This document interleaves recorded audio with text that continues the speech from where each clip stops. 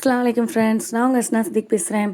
இன்றைக்கி நம்ம சேனலில் ரமலான் டே 6ஓட இஃப்தார் என்ன ஸ்பெஷல் தான் பார்க்க போகிறோம். சுட சுட பள்ளிவாசல் நோன்பு கஞ்சி.